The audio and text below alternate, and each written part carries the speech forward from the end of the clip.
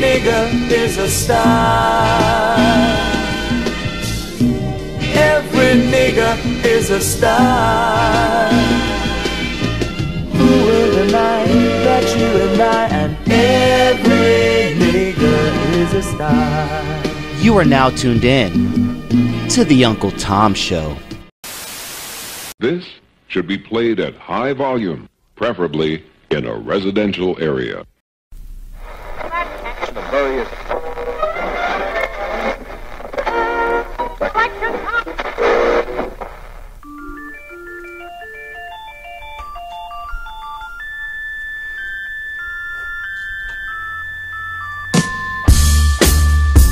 What up, ladies and gentlemen?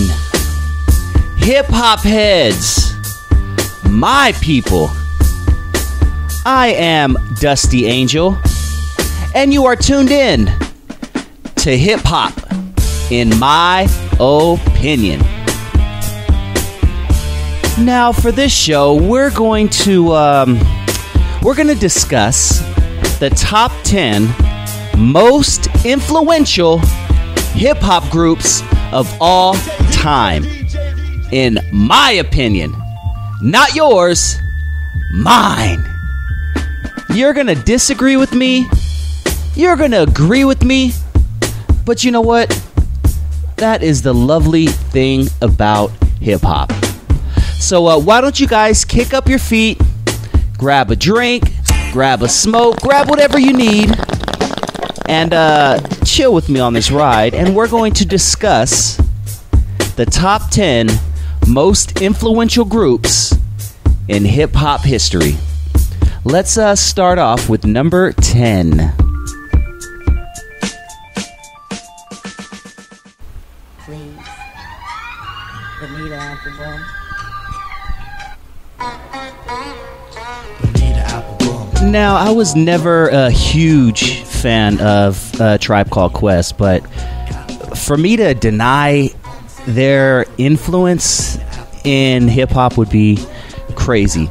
I mean, Q-Tip's voice, I mean, Jesus, it's unmatchable.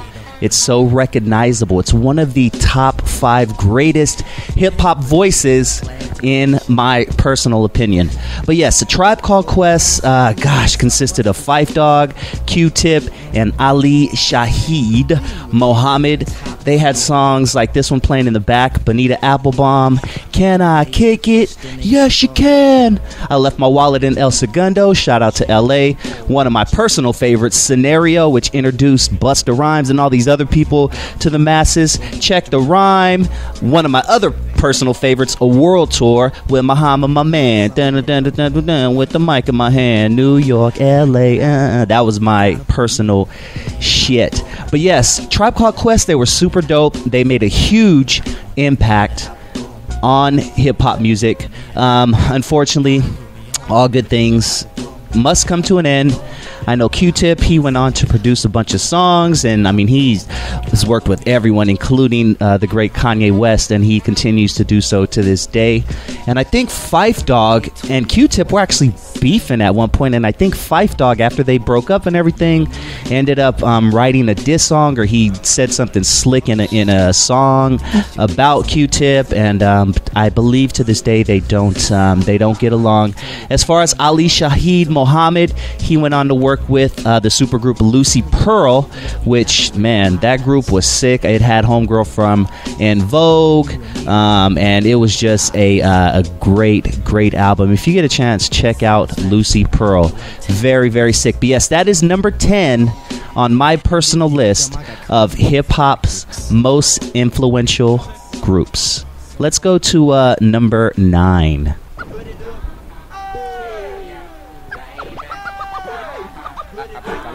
Outkast, man. Outkast. Andre 3 Stacks and Big Boy. When these dudes first came out, it was a breath of fresh air to hip-hop. I mean, these two dudes from Atlanta, and when you heard them first speak, you were like, where are these dudes from? They were from somewhere from outer space or something. But man, Andre 3000, Big Boy, and the whole Dungeon family, they just entered the game and just took that shit over. I used to love listening to these dudes, and to this day, Andre 3000 is my top, probably my top. God, between him, Jay-Z, and Nas, you know, he's always in the top 3 MCs of all time. But their classic albums like Southern Playalistic, Cadillac, Funkin' Music, A.T. Aliens, Aquemini, these dudes really, really did it. And a lot of people tried to bite their style, but no one could come close, because these dudes, they're just out of this world, and they were so ahead of their time. And every time they put an album out, it was just different sounds that no one ever heard of, and the way they dressed and the way they spoke and stuff like that, man. Outkast, definitely a big influence in hip-hop, and they are the number 9 in my choice of hip-hop's most influential groups.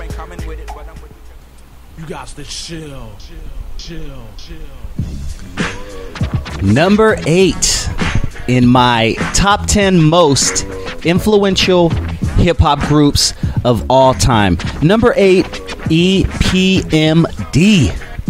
Eric Sermon and Parrish. Man, these guys, first of all, when I first heard them, off top, I thought they were a West Coast group, because back in the day, most East Coast groups, they were sampling a lot of James Brown and things like that. But these dudes were sampling funk, just like the West Coast. But they were from like Brentwood, New Jersey, or Brentwood, Long Island, or something like that. Forgive me if I'm getting that shit wrong, but they're from the East Coast. And I swear when they came out, I was like, man, these West Coast dudes are fucking sick. And I was trying to figure out where they were from. And then, you know, before I knew it, they blew up. And I was like, oh, damn, these are some East Coast cats. But yes, one of my all-time favorites personally, so influential. They tested boundaries when it comes to making beats, and once again, Eric Sermon's voice, so recognizable, and along with the likes of Guru and Q-Tip and B-Real, he has one of the greatest voices in hip-hop history, and that is why I picked EPMD as number 8, in my opinion, of the best, most influential hip-hop groups of all time.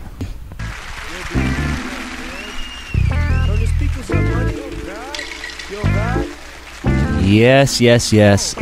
Number 7 on my list has to go to the Dog Pound, the DPG.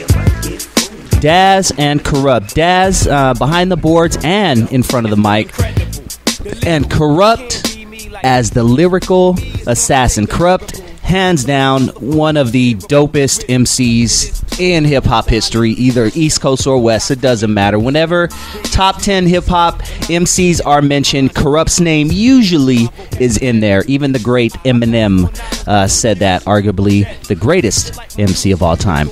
But the Dog Pound, they were there during the thick of things, man, and everybody wanted to be like the Dog Pound. The Dog Pound were right in the middle of the East Coast, West Coast war.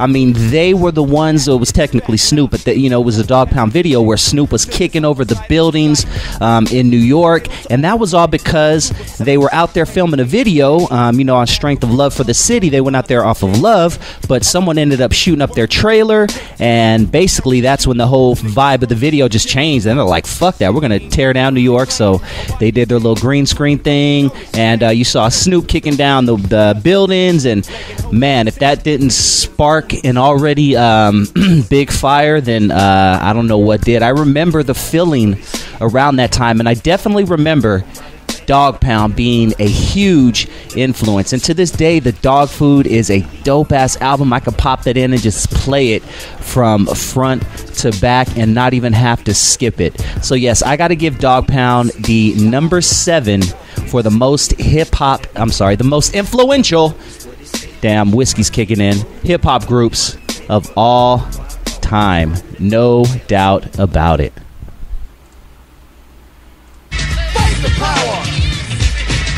All right, number 6. Talk about a group that scared the shit out of white America, man. Scared them senseless. Because all of a sudden, you're walking down the street and you see a bunch of black dudes with big-ass African medallions and big-ass colorful hats and colorful clothes straight, from the Africa and shit. And, man, that scared the shit out of white America. And I went through my my little phase where I was rocking the African medallions and the peace signs and all of that, and it was because of this group. I never was a big fan. I don't think I ever bought an album, but whenever they came on TV or whenever I would see them in a performance or something like that on TV, I was always captured. They always captured me, man. They look like a bunch of scary motherfuckers. But then you had Flavor Flav come out with this big ass clock, and he's just wilding out, and the group was on just two different spectrums. I mean, they were huge back in the day, man. Public Enemy, definitely number 6 in my opinion of the most influential hip-hop groups of all time.